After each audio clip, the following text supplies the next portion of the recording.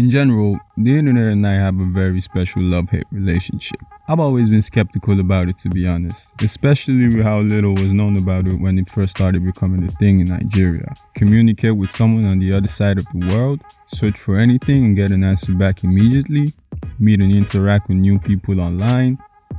Even my 7-year-old brain was skeptical about that one, because for every normie you meet online, there's a possibility of meeting a scammer, rapist, or serial killer. Anonymity brings out the weirdos, bro.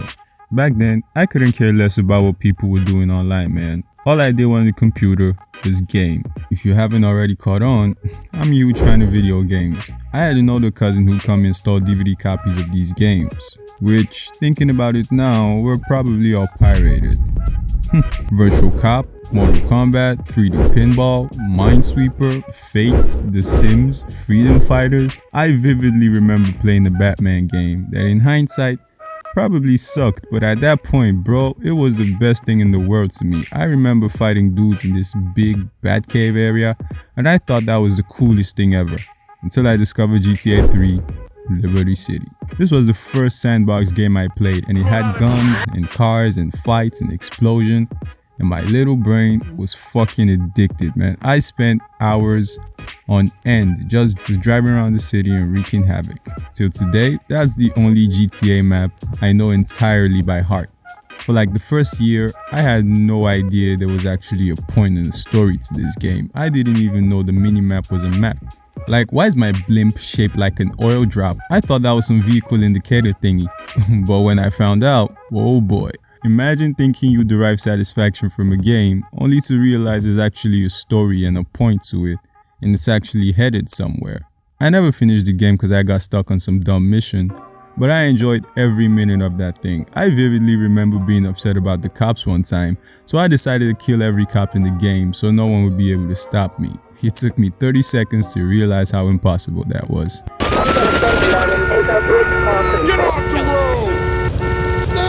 Anyways, what actually got me interested in the internet was these ads they'd show on Cartoon Network back in the day about how much you could do on their websites, and then they plug the sites at the end like visit www.cartoonnetwork.co.za or cartoonnetworkafrica.com. And well, I was sold.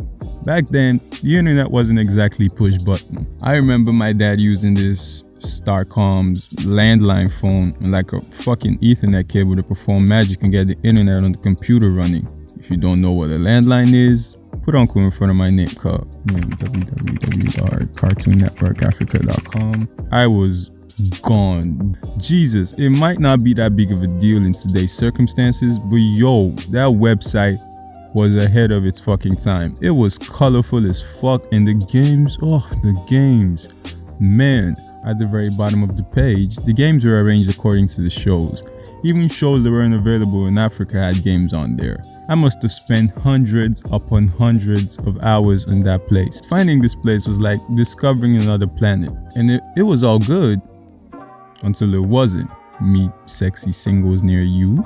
You won't last 1 minute playing this game. Click to see what's behind the red box. Ooh. And it's not much different these days. Everything is an ad, and it's always the same bullshit. I understand getting ads like that on like, well, you could be searching for how to kick a fucking soccer ball and you'd still see this shit. But that's just one side of the coin. Ads are annoying, but nowhere as annoying as viruses. Like, if you had special goggles that could let you see viruses while you're online, I doubt you'd ever use the internet ever again. I remember when I was like 10 and my dad just got this new compact laptop.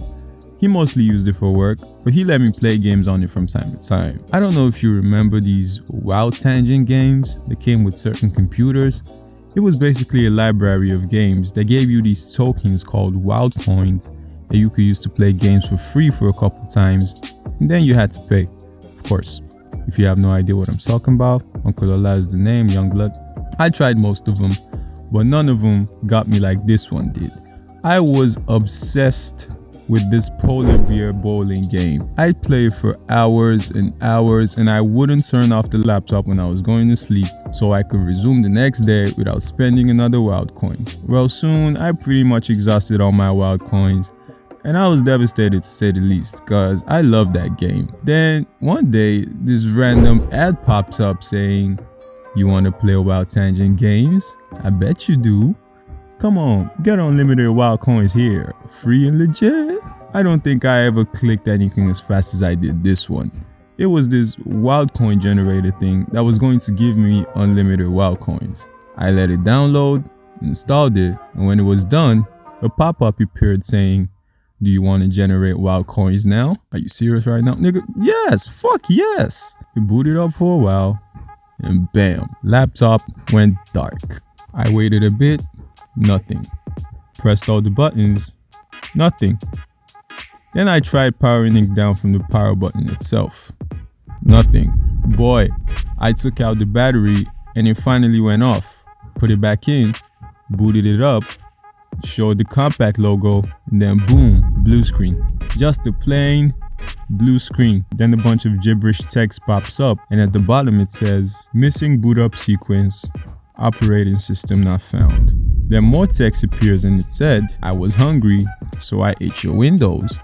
Nothing's free, wise guy. Get a life." This thing ate the whole fucking OS. The whole ass operating system. Like how does that happen? The whole Windows 7 gone. No Windows. My dad was mad about it, but he was passive. My mom, on the other hand, boy.